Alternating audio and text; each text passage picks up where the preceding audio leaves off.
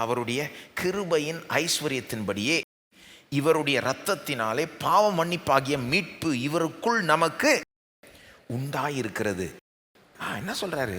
பாவ மன்னிப்பாகிய மீட்பு. பாவ மன்னிப்பாகிய மீட்பு அதை ரெண்டாக வச்சுக்கிட்டா பெட்டர்னு நினைக்கிறேன். ஆங்கிலத்தில் அப்படி தனித்தனியாக வரும். தமிழில் இது ஒரு நல்ல மொழிபெயர்ப்பு தான். அந்த பாவ மன்னிப்பாகிய மீட்புன்னு சொல்லலாம்.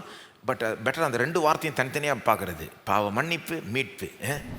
ஒரு நாடு அடிமைத்தனத்தில் இருக்கிறது எவ்வளோ மோசம். ஆனால் அதை விட மோசம் ஒரு மனுவர்க்கமே அடிமைத்தனத்தில் இருக்குது. ஒரு நாட்டை மீட்டெடுக்கணும்னா அதுக்கு ஒரு பெரிய கிரயம் தேவை.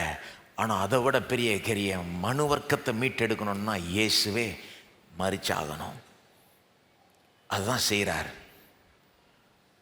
ரத்தம் சிந்தி அந்த ரத்தத்தினாலே பாவ மன்னிப்பாகிய மீட்பு நமக்கு உண்டாகுது. அதெல்லாம் சொல்லுங்க, ரத்தத்தினாலே. அது மட்டும் இல்லை, இவருக்குள்னா அவர் ரத்தம் சிந்தினதுனால மட்டும் நம்ம மீட்டுக்கொள்ளப்பட்டோன்றது இல்லை.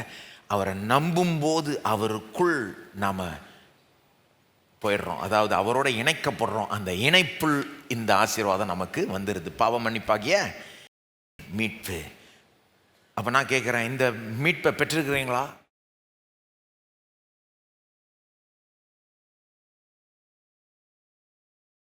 அது மட்டும் இல்லை, பாவ மன்னிப்பு. எல்லாம் சொல்லுங்க, பாவ மன்னிப்பு, மீட்பு, அப்புறம் பாவ மன்னிப்பு. இந்த வார்த்தையை கவனிங்க, பாவ மன்னிப்பு அப்படின்னு என்ன அர்த்தம்? தேவன் நம்மளை மன்னிக்கிறார்னு என்ன அர்த்தம்? நாம் பாவம் செய்யாது போல நம்மை நடத்துகிறார். நாம் பாவம் செய்யாது போல நம்மை நடத்துகிறார். அதனால தான் பைபிளில் சொல்லுது, அவருடைய மன்னிப்பை பற்றி பேசுகிறப்ப என்ன சொல்லுது? நம்முடைய பாவங்கள் எல்லாத்தையும் சமுத்திரத்தின் ஆழங்களில் போட்டு விடுகிறார். அல்லது கிழக்குக்கும் மேற்குக்கும் எவ்வளோ தூரமோ நம்முடைய பாவத்தை நம்மிடத்திலிருந்து அவர் அகற்றி போடுகிறார். பல விதத்தில் பைபிள் சொல்லுது இல்லையா? அர்த்தம் என்னது? பாவமே இல்லாதது போல நம்மளை நடத்துகிறார். நம்ம பாவம் செஞ்சிட்டோம், ஏராளமாக பாவம் செஞ்சிட்டோம். ஆனால் பாவம் செய்யாது போல நம்மளை ஏற்றுக்கொள்கிறார், நடத்துகிறார். இதையும் சில நேரம் நிறைய பேர் பாராட்டாமல் விட்டுறாங்க. இது எவ்வளோ பெரிய ஒரு விஷயன்றதை பாராட்டாமல் விட்டுறாங்க. இதுக்கு பாருங்கள், இந்த பெரிய இந்த மீட்பும் சரி பாவ மன்னிப்பும் சரி ரத்தத்தினாலே தான். அதான் ரத்தத்தினாலே. சிலுவை இல்லைன்னா அது முடியாது, அவ்வளோதான்.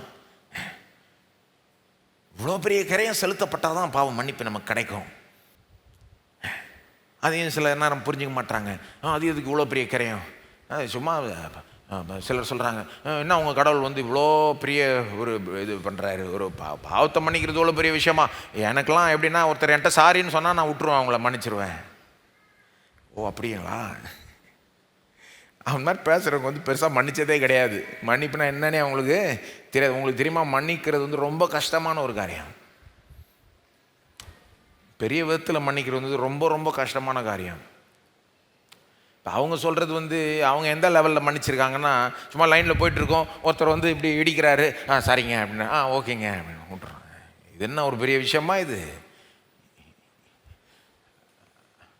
ஆனால் ஒருத்தர் அவங்க காரை திருடிட்டு ஊரெல்லாம் ஓட்டி போய் டம்மால் டிமில் இடிச்சு கண்ணாமின்னான்னு காரை ஒரு 3-4 லட்சம் செலவு ஆச்சுன்னா, ஏங்க சாரிங்க, ரொம்ப சாரிங்க அப்படின்னு சொன்னால் மன்னிச்சிருவாங்களா? சாரியாவது இதாவது 3 லட்சத்தை பே பண்ணியா அப்படின்வாங்க. ஆனால் ஒருவேளை அவங்க வந்து ரொம்ப பெரிய மனசு உள்ளவங்களா இருந்தா, பெரிய காசு உள்ளவங்களா இருந்தா, தேவனுடைய மன்னிப்பையே பெற்ற ஆளாக இருந்தா, ஒருவேளை அவங்க என்ன சொல்லுவாங்க? நீங்கள் செஞ்சது தப்பு, என் காரை திருடிடக்கூடாது, இப்படி போய் டேமேஜ் பண்ணிடக்கூடாது, இப்படி செலவு வச்சிடக்கூடாது. ஆனால் தேவன் என்ன மன்னிச்சார். ஆகவே என்னால் எனக்கு பணமும் இருக்குது, ஆகவே நான் என்ன பண்ணுறேன், உங்களை மன்னிச்சிட்றேன் அப்படின்னு சொல்லும்போது என்ன பண்ணுறாங்க? அந்த செலவை நானே பார்த்துக்கிறேன்னு சொல்கிறாங்க. ஏன்னா செலவு தான். கார் ரிப்பேர் காரன்ட்டு போயிட்டு எப்போ நான் இவரை மன்னிச்சிட்டேன், ஆகவே நீனும் கொஞ்சம் ஃப்ரீயாக பண்ணி கொடுத்துருன்னா அவன் எங்கே பண்ண போகிறான்? நீங்கள் என்ன வேணால் பண்ணிக்கோங்க சார், மன்னிக்காதீங்க, பணத்தை கொடுங்க இங்கன்னுவான். இப்போ விலை தான் பாருங்க. கிரயத்தை செலுத்தி தான் ஆகணும். ஒன்று தப்பு செஞ்சவர் கிரயத்தை செலுத்தி ஆகணும், இல்லைன்னா மன்னிக்கிறவர் கிரயத்தை செலுத்தி ஆகணும். இதுதான் பேசிக் லாஜிக்கு. இதை புரிஞ்சிக்காமல் சும்மா வந்து மன்னிப்பை பற்றி ஒன்றும் புரிஞ்சிக்காமல் கண்ணாமண்ணன்னு பேசுகிற ஆட்கள் இருக்காங்க. மன்னிக்கிறது ரொம்ப கஷ்டம். சமீபத்தில் கூட ஒரு இளம் வயதில் இருக்கிற ஒரு மனுஷன் வந்து துப்பாக்கியால் சுடப்பட்டார். ரொம்ப பிரபலமாக உலகம் எங்கும் நியூஸ் ஆச்சு. இது சும்மா பேசிகிட்டு இருந்தார் மனுஷன். அவர் ஒப்பீனியனை சொல்லிகிட்டு இருந்தார், இதுதான் சரி அப்படின்னு சொல்லிட்டு இருந்தார். அதுக்கு வேண்டிய ஆர்கியூமெண்ட்ஸை தர்க்கங்களெல்லாம் சொல்கிறாரு. ஒருத்தன் சுட்டுட்டான். ஒரே ஷாட், இன்ஸ்டண்ட்டாக மறிச்சிட்டா. அந்த ஆளுக்கு 2 சின்ன பிள்ளைங்க, மனைவி, இவ்வளோ பெரிய ஒரு இதை பண்ணிகிட்டு இருந்தார். எல்லாம் ஒரே செகண்டில் போயிடுச்சு பாருங்க. அது நடந்த பிறகு அவருடைய மனைவி, சும்மா சின்ன வயசு உள்ளவங்க அவங்கெல்லாம், எல்லாருக்கும் முன்னாலும் ஆயிரக்கணக்கான ஜனங்க முன்னால் கொலை செஞ்ச ஆளை நான் மன்னிக்கிறேன் அப்படின்ட்டாங்க. பெரிய நியூஸ் ஆகிடுச்சு. அது எவ்வளோ கஷ்டம் தெரியுமா அது அப்படி செய்கிறது, மன்னிக்கிறது. மன்னிப்பு லேசான காரியம் இல்லைங்க. மன்னிப்பு தாங்க ரொம்ப கஷ்டம்.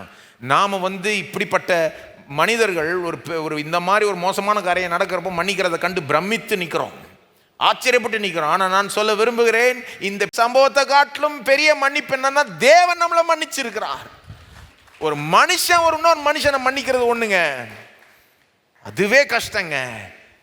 தேவன் நம்மளை மன்னிக்கிறார். இவங்க என்ன சொன்னாங்கன்னா, கடவுள் மன்னிச்சதுனால தான் நாங்கள் மன்னிக்கிறோம்னாங்க. இவங்க மன்னிச்சதை விட பெருசு என்னன்னா, அவர் நம்மளை மன்னிக்கிறது. ஏன்னா ஆஃப்டர் ஆல் ஒரு மனுஷன் இன்னொரு மனுஷனை மன்னிக்கிறப்போ நம்ம எல்லாருமே பாவிகள் தான் ஒரு விதத்தில். இது ஒரு லெவல் தான். ஆனால் கடவுள் நம்மை மன்னிக்கிறது இதை விட ரொம்ப பெரிய விஷயம். இதை கண்டு பிரமித்து நிற்க வேண்டும்.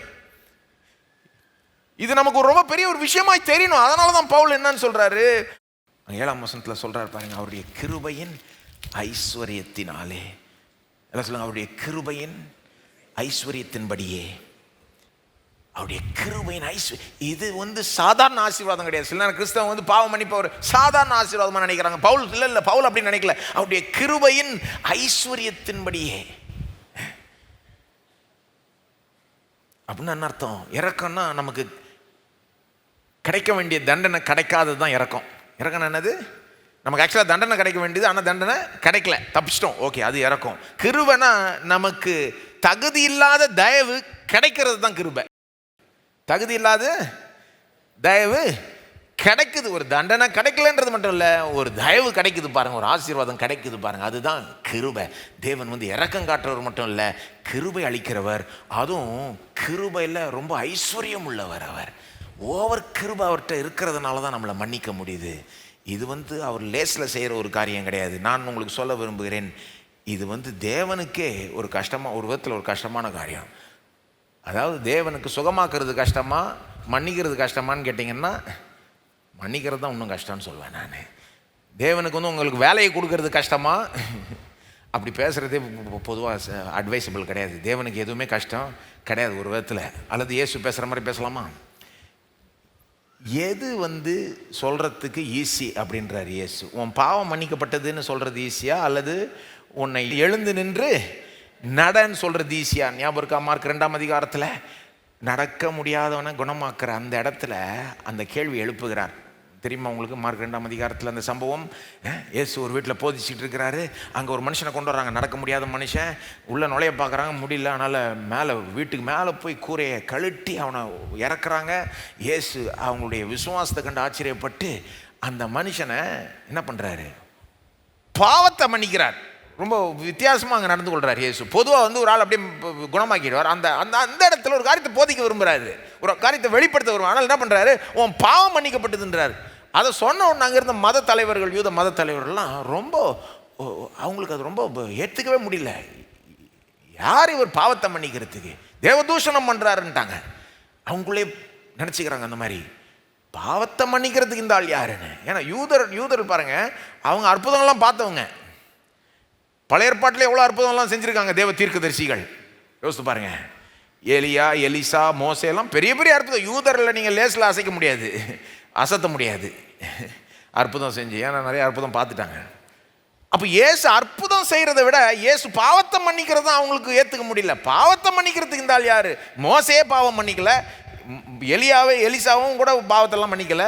அவங்களாம் பெரிய பெரிய ஆட்கள். ஆனால் ஒரு மனுஷனுடைய பாவத்தை எது மன்னிச்சாங்களா? மன்னிக்கவே இல்லை. சிவந்த சமுத்திரத்தை 2ஆய் பிளந்தார் மோசே. எலிசாலாம் சிலரை உயிரோடு எழுப்புனாங்க. ஆனால் ஒருத்தருடைய பாவத்தை கூட அவங்க மன்னிக்கவே இல்லை. இயேசு என்ன பண்ணுறாரு? பாவத்தை மன்னிக்கிறார். அதை அவனால் ஏற்றுக்கொள்ள முடியல. இயேசுக்கு அவன் மனசை அறிஞ்சு இயேசு சொல்கிறாரு, நீங்கள் நினைக்கிறீங்க பாவத்தை மன்னிக்கிறதுக்கு நான் யார்? நான் உங்களை பார்த்து ஒரு கேள்வி கேட்குறேன். உன் பாவம் மன்னிக்கப்பட்டதுன்னு சொல்கிறது ஈஸியா அல்லது எழுந்து நின்று நடன்னு சொல்கிறது ஈஸியான்னு கேள்வி கேட்குறாரு. அதுக்கு எப்படி பதில் சொல்லுவீங்க நீங்கள்? ஒரு விதத்தில் பாவம் மன்னிக்கப்பட்டதுன்னு சொல்கிறது ஈஸி. ஏன்னா சொல்லிட்டு போயிடலாம். மன்னிக்கப்பட்டதா இல்லையான்னு யாரு கண்டா? எழுந்து நின்று நடன்னு சொல்லிட்டு நடக்கலைன்னா அப்புறம் வம்பாயிடும். அப்படி பார்த்தீங்கன்னா அப்படி புரிஞ்சுக்கலாம். ஆனால் அங்கே அவர் அந்த அர்த்தத்தில் சொல்ல, அந்த யூத மத தலைவர்களை பார்த்து பேசுகிறாரு. எதுப்பா ஈஸி? அவன் என்னன்னு பதில் சொல்லுவான்? நடக்க வைக்கிறது தான் ஈஸி. அது ஒரு தேவ மனுஷன் கூட செய்ய முடியும், அது ஒரு தீர்க்கதரிசி கூட செய்ய முடியும். ஆனால் பாவத்தை மன்னிக்கிறது கஷ்டம். ஏன்னா கடவுள் ஒருத்தர் தான் செய்ய முடியும். அவனை பார்த்து சொல்கிறாரு எதுப்பா ஈஸி அப்படின்ட்டு. அவன் பதில் அவருக்கு தெரியும். அவனை பொறுத்த வரைக்கும் பாவத்தை மன்னிக்கிறது தான் ரொம்ப கஷ்டம். அப்புறம் சொல்கிறாரு, சரி உனக்காக நான் காமிக்கிறேன். எனக்கு பாவத்தை மன்னிக்கிறதுக்கு அதிகாரம் இருக்குது என்பதை நிரூபிக்கும்படி இப்போ சொல்கிறத கேட்டுக்கோன்ட்டு எழுந்து நின்று நடன்றார். அவன் ஏஞ்சி நடக்கிறான். எல்லாரும் அப்படியே பிரமிச்சு நிற்கிறாங்க. ஆனால் எல்லாரும் பாயிண்ட்டை பிடிச்சாங்களான்னு தெரில. அந்த மத தலைவர்கள் பாயிண்ட்டை பிடிச்சிட்டாங்க. பாயிண்ட் என்னது? நடக்க முடியுன்றதை இவர் காமிக்க விரும்பலாங்க. பாவத்தை மன்னிச்சிட்டான் பாருன்னு காமிக்கிறாரு. நடந்தது பாவத்தை மன்னிச்சதுக்கு ப்ரூஃப். பாவத்தை மன்னிச்சிட்டேன் நிரூபிக்கிறதுக்காகவே நடக்க வச்சார். அதாவது பாவத்தை மன்னிச்சிட்டேன்ல, இப்போ நான் இதையும் செய்வேன் போ. இதை விட அது பெருசு. பாவத்தையே மன்னிச்சிட்டேன்னா அப்போ நான் நடக்க வைக்க முடியாதா? எல்லாத்தையும் செய்ய முடியாதா அப்படின்னு சொல்ல வர்றாங்க. ஆனால் நம்ம லாஜிக்கில் எப்படி எடுத்துக்கிறோம்? சில நேரம் மனிதர்கள், விசுவாசிகள் சில நேரம் எப்படி எடுத்துக்கிறாங்க? ரட்சிக்கப்பட்டங்க, ஞானஸ்தானம் எடுத்தாச்சுங்க, பாவம் மன்னிக்கப்பட்டுருச்சுங்க, ஆனால் வாழ்க்கையில் ஒன்றும் இல்லைங்க. வாழ்க்கையில் அவன் பேசுகிறத பார்த்தாலே இதெல்லாம் கணக்கிலே எடுக்க முடியாதுன்ற மாதிரி பேசுவாங்க. ரட்சிக்கப்பட்டாச்சு, ஞானஸ்தானம் எடுத்தாச்சு, பரலோகம் போகிறோம், பாவம் மன்னிக்கப்பட்டது, ஆவியானவர் இருக்கிறாரு, ஆனால் அதெல்லாம் ஒன்றும் கிடையாது, ஒன்றுமே இல்லைங்க. அப்படி பேசவே கூடாது. விசுவாசி ஆகிய நாம் அப்படி, ஐயோ ரட்சிக்கப்பட்டீங்களா, ஓ சூப்பர், ஞானஸ்தானம் எடுத்துட்டீங்களா, சூப்பர், பாவம் மன்னிக்கப்பட்டதா, இதெல்லாம் ரொம்ப ரொம்ப பெரிய விஷயங்கள். இதை சின்ன சின்னதாக நினைக்கிறதுனால தான் மற்ற சின்ன காரியங்கள் வாழ்க்கையில் நடக்க மாட்டேங்குது, பெருசாகுது. நம்ம விசுவாசிகளாகிய நாம் நம்முடைய மனசில் பாவ மன்னிப்பு ரொம்ப பெருசாக இருக்கணும் பாருங்க. இது ஒரு தேவனுக்கு செய்கிறதுக்கு இதுதான் கஷ்டம். ஏங்க ஒரு வேலையை கொடுக்குறது தேவனுக்கு ஈஸியா? எதுங்க ஈஸி? யோசித்து பாருங்க. வானத்தையும் பூமியும் படைச்சிருக்கும், உங்களுக்கு வேலையை தரணும்னா ஈஸிங்க. அவர் இன்டர்வியூ பண்ணுற ஆளை ஒன்றும் இல்லை, கண்ணை உங்களை வேற மாதிரி பார்க்க வச்சிருவாரு. அந்த கண்களில் தயவ கட்டளையிடுவார் தேவன். அவங்க கண்களில் வேலை செய்கிற இடத்துல ப்ரொமோஷனை ஈஸியாக கொடுக்க முடியுங்க தேவன். சரீர சுகத்தை ஈஸியாக கொடுக்க முடியுங்க. மனுஷனுடைய பிரச்சனை இதெல்லாம் கிடையாது. பெரிய பிரச்சனை பாவம் தான். பாவத்துக்காக தானே இயேசு கல்வாரி சிலுவையில் மரிக்கணும், இல்லைன்னா தேவையே கிடையாது. அது இதெல்லாம் ஈஸியாக பண்ணிட்டு போயிடலாம் தேவன். ஆனால் இதை பண்ணணும்னா சொந்த குமாரன் அனுப்பி இப்படி பாடுபட வைக்கணும், அவமானப்பட வைக்கணும், இல்லைன்னா மன்னிக்கவே முடியாது. அப்போ நம்ம மனசில் எது பெருசாக இருக்கணும்? பாவத்தையே மன்னிச்சிட்டாரே, மற்றதை செய்ய மாட்டாரான்ற ஒரு எண்ணம் இருக்கணும் நமக்கு. பாவ மன்னிப்பினுடைய அந்த வேல்யூவை, மதிப்பை நாம் எண்ணி பார்க்க வேண்டும். அது ரொம்ப பெரிய ஒரு காரியமாய் நாம் எண்ண வேண்டும். எல்லாம் சொல்லுவோம், மீட்கப்பட்டேன், பாவம் மன்னிக்கப்பட்டது, ஓ எவ்வளோ பெரிய பாக்கியம்.